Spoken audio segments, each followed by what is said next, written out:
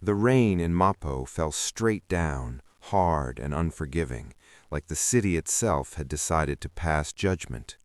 Imani stood just outside the clinic doors, the glass sliding shut behind her with a soft, final hiss. The warmth and sterile brightness vanished instantly, replaced by the cold slap of November air. She didn't move. For a long moment she simply stood there, rain soaking into her hair, her thin jacket darkening as if the night itself were trying to pull her under. In her hand was the envelope. It was light, too light, a neat stack of bills inside, counted precisely, impersonal, efficient. Minjun's handwriting was on the front, her name spelled correctly, as if that alone was proof he had done his part, as if care could exist without courage. She looked down at it, then slowly closed her fingers until the paper crumpled. Inside the clinic, a nurse was probably calling her name again. Inside, there was a bed, bright lights, and a future that ended before it began. A future that would erase the small, secret flutter she had felt for weeks now. A future that would make Minjun's life easier. Her stomach twisted, not with morning sickness this time, but with something deeper, something final. Imani exhaled shakily and took one step forward. Then another. The rain plastered her curls to her face, blurred the streetlights into long, trembling streaks of gold and red. Cars rushed past, tires hissing against wet asphalt. No one looked at her. No one cared. In this city of millions, she was invisible again. Good. She walked.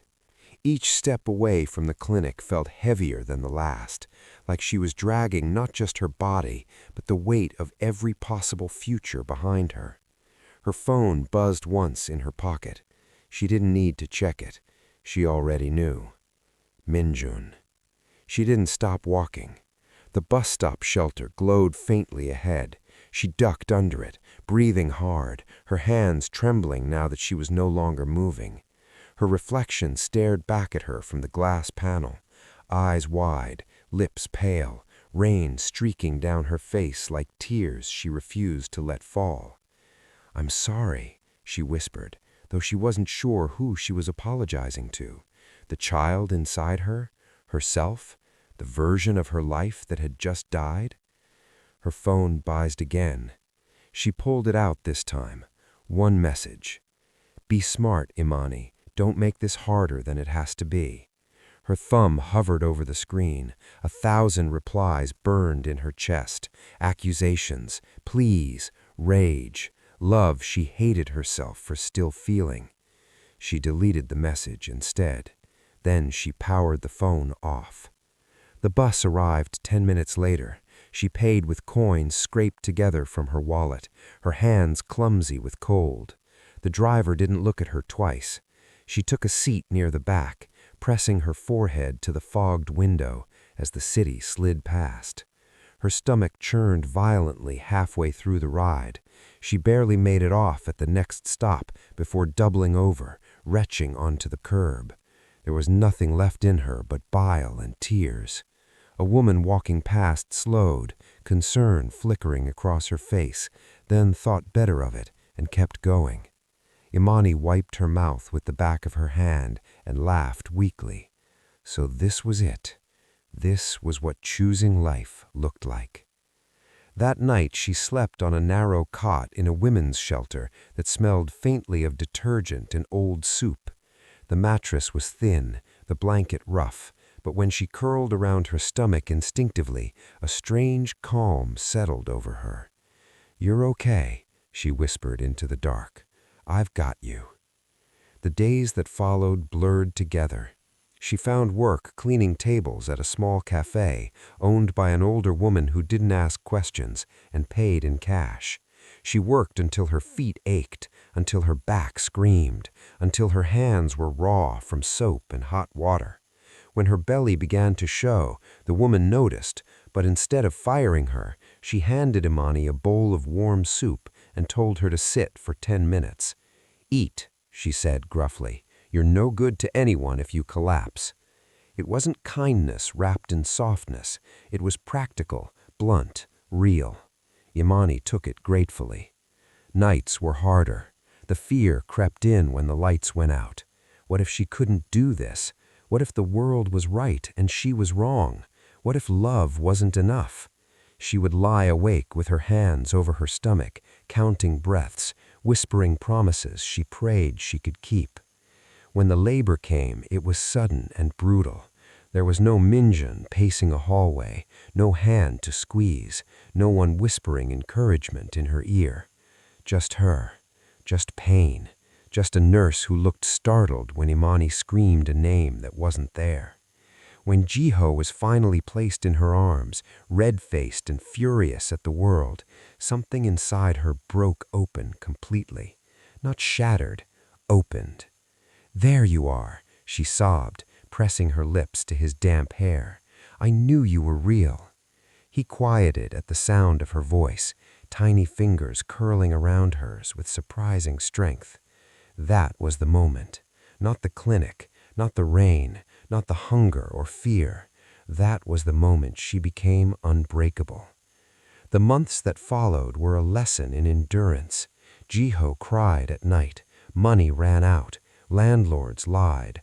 Buses were missed. Some days she ate, some days she didn't. But Jiho grew. His laugh came early. His eyes followed her everywhere. When she sang softly under her breath, songs from home, half-remembered melodies, he would calm instantly, as if her voice anchored him to the world. She learned to move quietly, efficiently, to scan rooms for danger, to read people fast. She trusted no one completely, but she accepted help when it came without strings. And then one night, fate stepped sideways. She was walking home later than usual, Jiho strapped to her chest, his weight warm and solid against her heart. The alley was poorly lit, a shortcut she had taken before without incident. She was almost through it when she heard raised voices ahead. Men. Angry. She slowed, instincts flaring. At the far end of the alley, 3 figures surrounded a 4th. The man in the center was on his knees, blood streaking his temple. One of the others kicked him, hard. Imani should have turned around. She knew that. Every survival instinct screamed her to retreat, to disappear. But instead, Jiho shifted against her chest, making a small sound. The man on the ground groaned, and something old and dangerous rose in her chest. "Hey," she called out, her voice sharper than she felt. "Leave him alone." The men froze. Slowly they turned. One of them laughed. "You lost, lady?" Imani stepped forward anyway. Her heart hammered so hard she thought it might shatter her ribs, but her spine stayed straight. "You're done," she said. "Go." The man nearest her took a step closer, eyes flicking to the baby strapped to her. His expression shifted, calculating, annoyed. "This isn't your business." "He's bleeding," she replied. "Make it someone else's." For a split second, she thought she'd made the worst mistake of her life. Then a shadow moved behind them, a presence. The air changed. The men stiffened, turning as one. Imani didn't see him first. She felt him, the weight of attention, the kind that made predators suddenly remember they could be prey. A man stepped into the light, tall, calm, dangerous in a way that didn't need to announce itself. His gaze flicked from the injured man to Imani, to the baby against her chest, then back to the men. "Go," he said quietly. They didn't argue. They didn't posture. They left. Imani stood there, shaking now that the moment had passed. The man approached her slowly, carefully, like he didn't want to spook her. "You shouldn't walk alone here," he said. "I know," she replied, lifting her chin, "but I don't always get choices." Something unreadable crossed his face. He nodded once. "I'll have someone make sure you get home." She opened her mouth to refuse, then Jiho shifted again, small and warm, trusting her completely. She swallowed. "Thank you." The man turned away, already speaking quietly into his phone. Imani watched him go, unaware that this brief, impossible collision, born from fear, courage, and a mother's instinct, had just altered the trajectory of her life forever.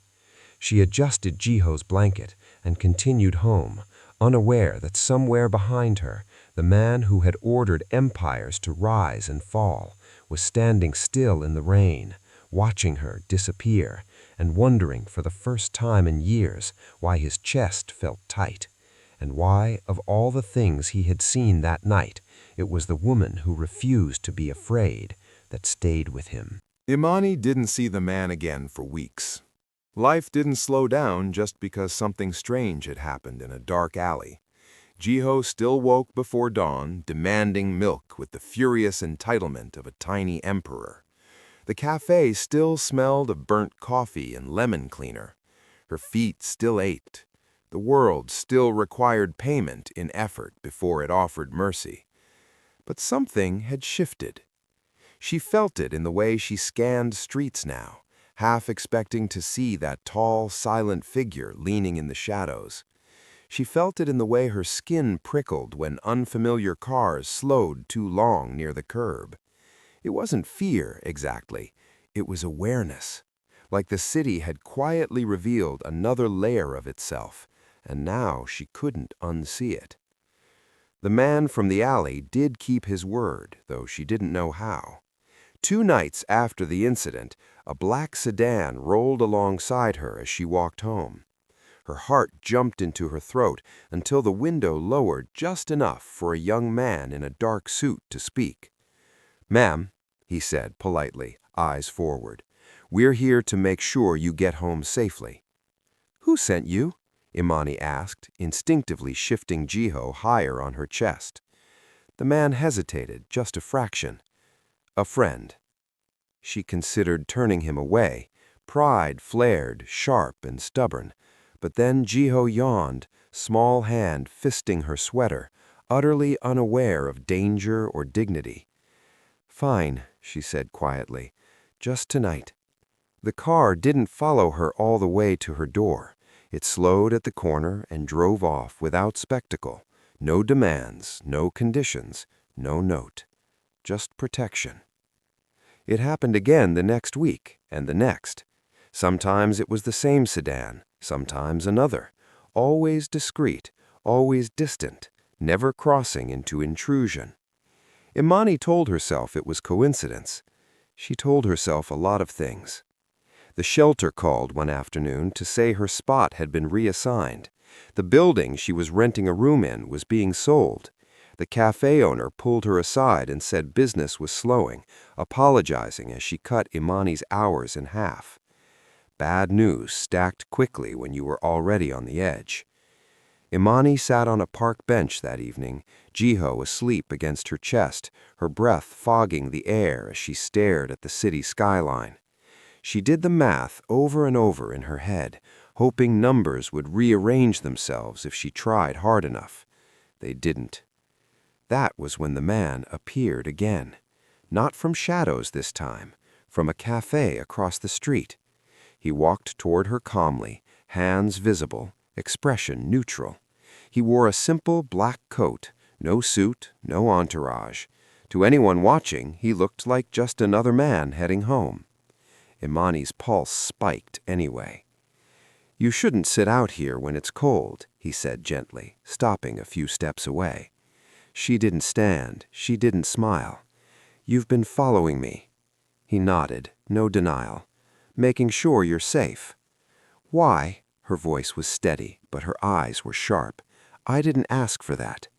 "No," he agreed, "but you needed it."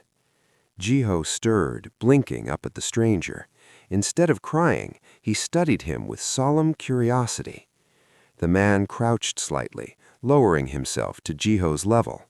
"Hey," he said softly. Jiho stared back, then smiled, a gummy, devastating smile. Imani stiffened. "Don't." "He won't touch him," the man said immediately, straightening. "I promise." Silence stretched between them. Finally, Imani spoke. "Who are you?" He considered her for a moment. "My name is Dae-hyun." She waited. Nothing else came. "And," she pressed, "and I don't like bullies," he said simply, "and I don't ignore courage when I see it." "That alley could have gotten me killed," she snapped.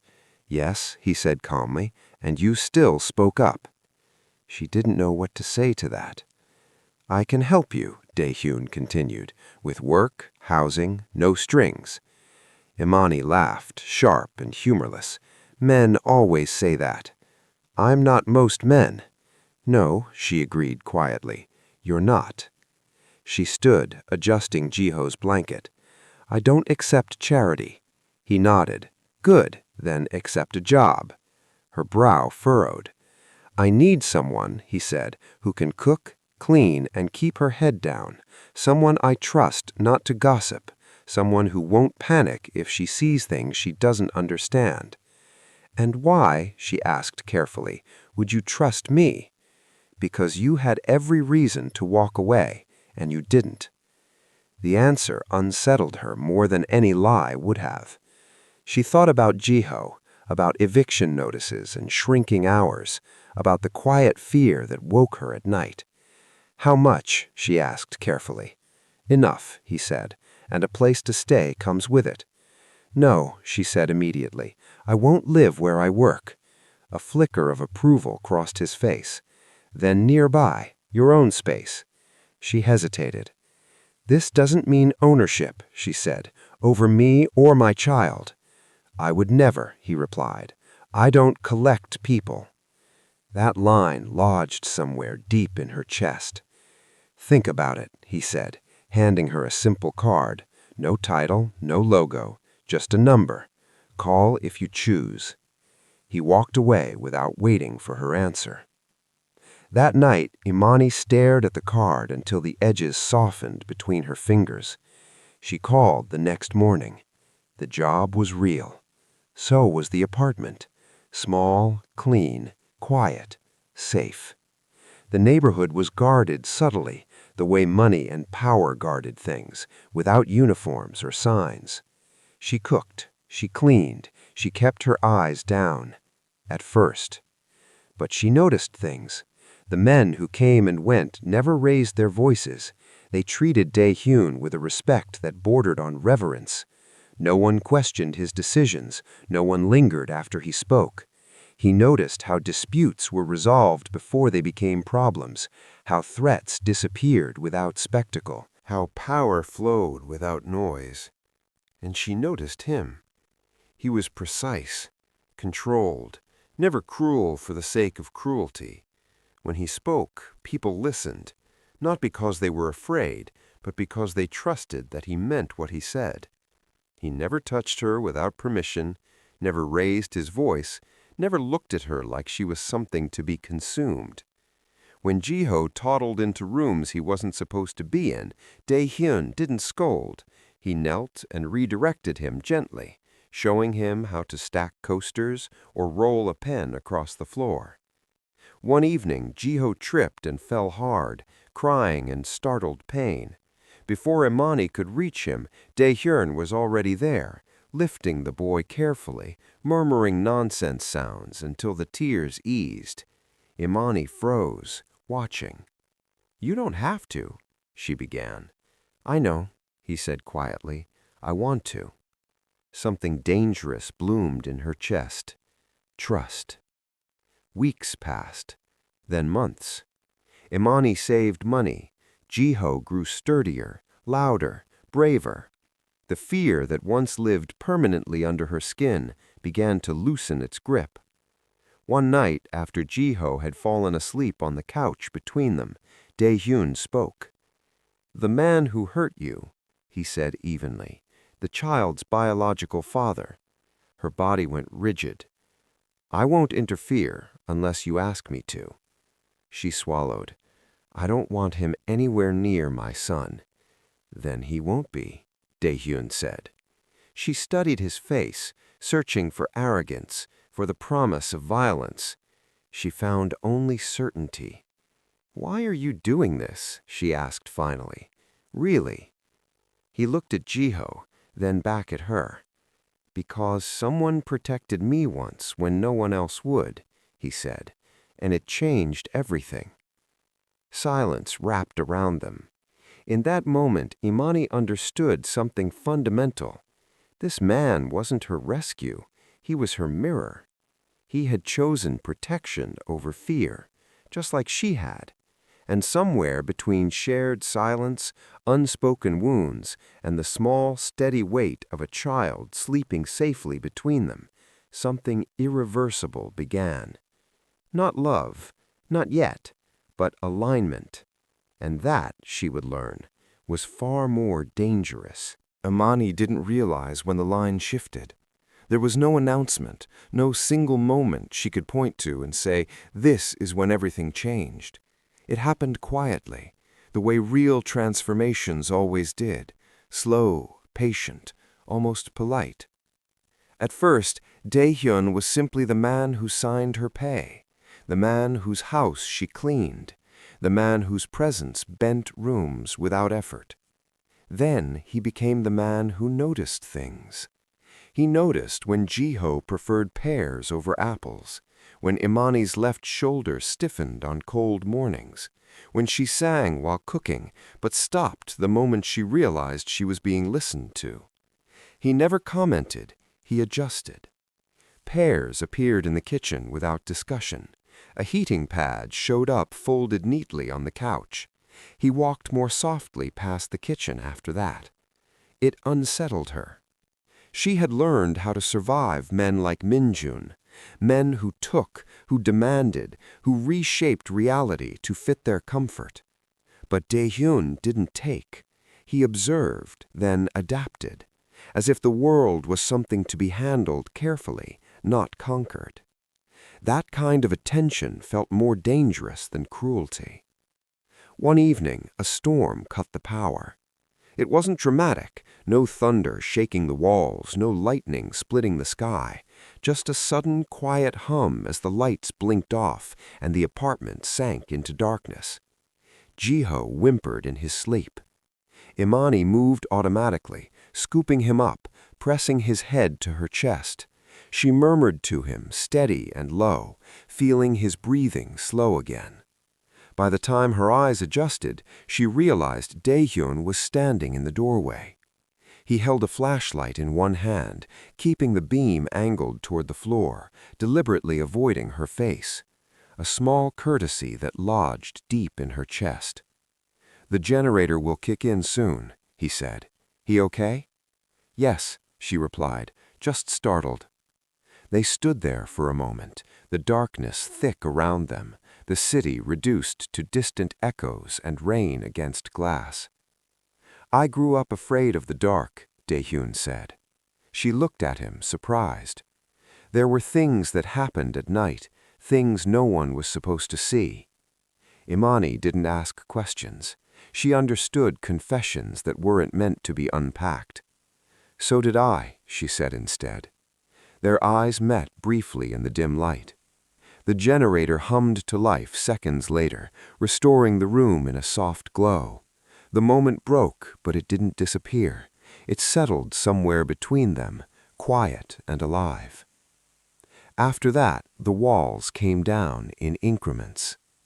He told her about discipline, about how power wasn't loud but consistent, about how fear was useful only if you learned to master it before it mastered you.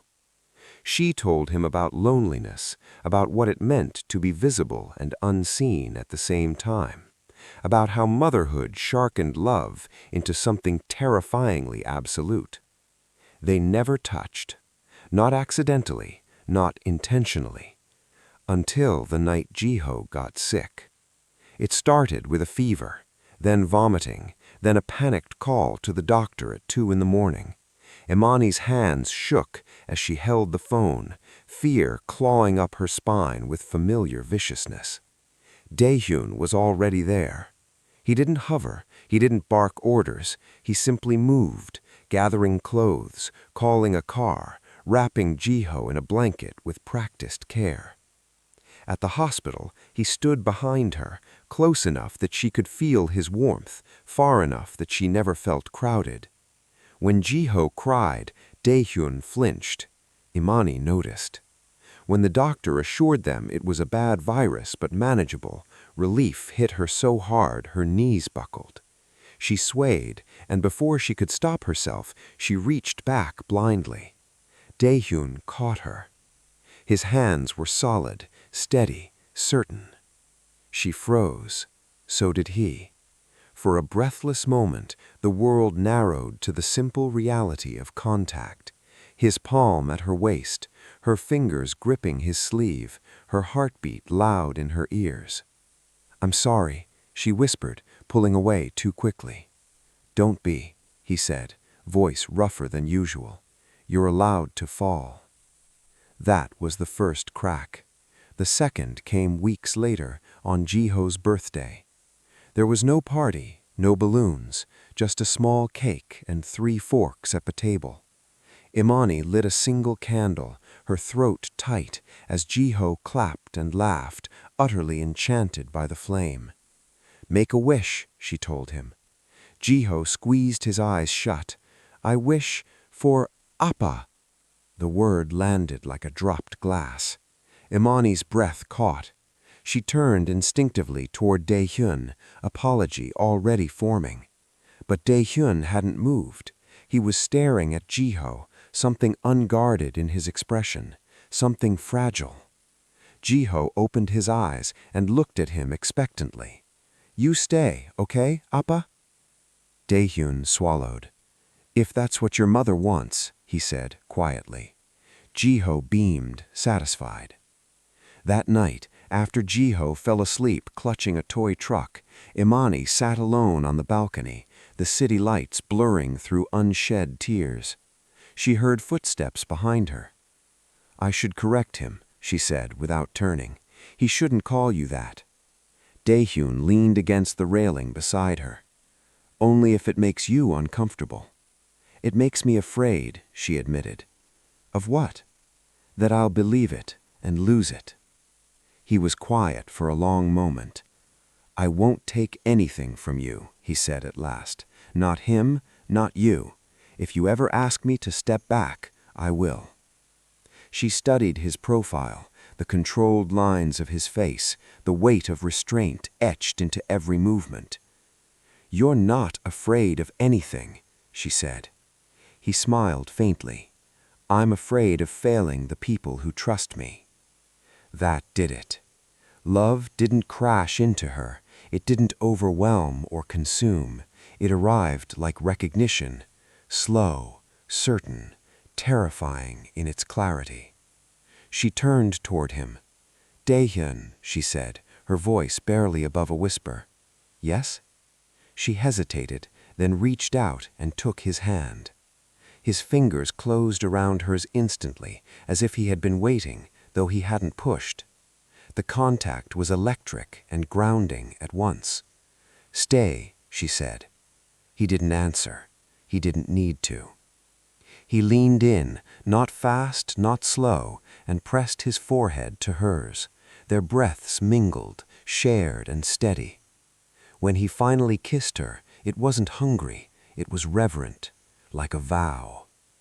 From that night on, the world rearranged itself around them. Not loudly, not violently, but with the quiet inevitability of gravity. And somewhere in the city, forces far darker than love took notice, because when a man like Daehyun chose something to protect, it became untouchable, even to him. The morning light and soul had a way of lying. From the windows of the penthouse, the city looked calm, glass towers catching the sun, traffic flowing like disciplined veins of steel in motion. From up here, nothing looked dangerous, nothing looked capable of breaking a family apart. Imani had learned better. She stood at the kitchen counter, watching Jiho eat cereal with the serious focus of a child who believed breakfast was an important responsibility. He sat cross-legged on the chair, humming to himself, milk on his upper lip, curls escaping the loose tie at the back of his head. Behind him, Dae-hyun adjusted his cufflinks with one hand while tying his shoes with the other, an impossible multitasking feat that somehow looked effortless on him. "Appa," Ji-ho said suddenly, not looking up, "are you coming to the park later?" Dae-hyun didn't hesitate. "Yes." Imani watched the exchange quietly. The word no longer startled her. It had settled into their lives naturally, like a piece of furniture that had always been there. Ji-ho said it without performance or confusion. He didn't ask questions about blood or names. He understood instinctively what adults often struggled to grasp, that presence mattered more than origin. After breakfast, Ji-ho ran off to his room to find his shoes. The moment his door closed, Dae-hyun's posture changed. "2 cars," he said calmly, "extra security today." Imani nodded. She had learned to read these signals, learned when his instincts sharpened, learned when the past threatened to reach forward. "Min-jun?" she asked quietly. "Yes." Her fingers tightened briefly around the mug in her hands, then relaxed.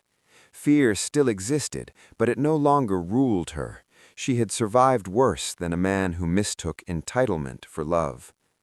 He filed for visitation through intermediaries. He claims regret, growth, faith. Imani let out a slow breath. "And the truth?" "He's embarrassed," Dae-hyun said flatly, "and afraid of losing face." She nodded. "That tracks." Dae-hyun stepped closer, his voice softening. "No court will grant him access. He has no record of involvement, no support history, and there are documents." She didn't ask how he had those documents. Some questions didn't need answers. Still, the old ache stirred. Not fear for herself, but for Ji-ho, for the day he might ask questions she couldn't soften. "Will he ever stop?" she asked quietly. Dae-hyun met her eyes. Yes. There was no menace in his tone, only certainty. Ji-ho burst back into the room, shoes mismatched, jacket half-zipped. "I'm ready!" Imani smiled and crouched to fix him, zipping him properly, tying his laces. "Okay, handsome." He grinned. "Mama, when I grow up, I'll protect you, like Appa." Something warm and painful bloomed in her chest. "That's very kind, but you don't have to fight anyone." "I know," Ji-ho said seriously. "I'll just stand there." Dae-hyun laughed under his breath. The park was quiet that afternoon. Children played, parents chatted, life moved on, unaware of how fragile it could be. Imani sat on a bench, watching Ji-ho climb a small structure, while Dae-hyun stood nearby, arms crossed, eyes alert but relaxed. This was the miracle. Not wealth, not power, not revenge. Peace. Her phone buzzed. An unknown number. She ignored it. It buzzed again. Dae-hyun noticed immediately. He didn't ask, he simply shifted closer. The message came through anyway. "I made mistakes. I deserve to know my son." Imani stared at the words for a long moment. Then she typed a response. "You had your chance." She blocked the number. That night, after Ji-ho was asleep, Imani stood at the window again, the city glowing below. Dae-hyun joined her, wrapping a blanket around her shoulders. "Are you okay?" he asked. "Yes," she said honestly. "I just realized something." He waited. "I don't feel haunted anymore. He doesn't own a piece of my life. He doesn't get a shadow." Dae-hyun kissed her temple. "That's because you reclaimed it." She turned to face him. "I didn't do it alone." "No," he agreed, "but you did the hardest part." They stood there in silence, the past finally losing its grip. Down the hall, Ji-ho slept peacefully, unaware that his life had once been a battlefield, unaware that 2 men had claimed him for very different reasons, and love had won without raising its voice. Dae-hyun rested his hand over Imani's heart. "Whatever comes next," he said, "we face it together." She smiled, leaning into him. "We already are." And somewhere far away, A man who once thought blood made him powerful learned the quiet truth too late, that fatherhood wasn't taken, it was earned. That night, long after the city had settled into its deceptive calm, Dae-hyun stood alone in his study. The lights were dim. A single tablet lay on the desk, its screen paused on a still image pulled from a security feed. A luxury mall, Cheongdam-dong. A woman in a cream cashmere coat, spine straight, eyes calm. A little boy with curls and wonder pressed against a glass display of toy trains. And a man frozen mid-step, his face caught in the exact moment recognition turned into panic. Park Min-jun. Dae-hyun didn't need the footage to know what had happened. He had known the moment he stepped off the private elevator that day, the way the air had shifted, the way his men had gone rigid, the way fear, real fear, had rippled through a space built to worship money. Still, he watched. He watched Min-jun approach with entitlement disguised as confusion, watched his gaze drop to Jiho, watched the exact second biology sparked greed. Pause, Dae-hyun said quietly. The image froze on Jiho's face, open, innocent, utterly unaware that the man staring at him believed DNA was ownership. Dae-hyun leaned back slowly. "So that's when you decided you wanted him," he murmured. "Not when he was hungry, not when he was sick, not when his mother was alone. Only when the boy looked whole." He closed the file. Min-jun hadn't come to reclaim a son. He had come to reclaim an ego. Across the apartment, Imani lay awake beside him, staring at the ceiling, her thoughts circling the same moment from a different angle. She remembered the mall lights, the marble floor, Jiho's small hand in hers. She remembered the way Min-jun had looked at her, not with love, not even with regret, but with offense, as if her survival had insulted him, as if her happiness had rewritten a story he wanted frozen in shame. She turned her head slightly, listening to Dae-hyun's steady breathing beside her. Min-jun had underestimated her once. He wouldn't do it again. And that, Imani knew, was what made the next chapter inevitable. Because men like Min-jun didn't disappear quietly. They regrouped, they rewrote narratives, they hid cruelty behind legal language and called it rights. The mall was a collision. The courtroom would be a war. Imani placed a hand over Jiho's doorframe as she passed his room, watching him sleep, peaceful and unaware. "Whatever comes," she whispered, not to fate, but to herself, "you will not face it alone." Behind closed doors, moves were already being made. Lawyers were being consulted, histories were being dug up, and a man who once paid to erase a child was preparing to demand him back, this time with the law on his side. If this story moved you, stayed with you, or made you feel something deep, please like, share, and subscribe for more emotional stories like this. Let's discuss in the comments section. Do you believe a biological parent who abandoned their child deserves a second chance? Or is love, presence, and protection the true measure of parenthood?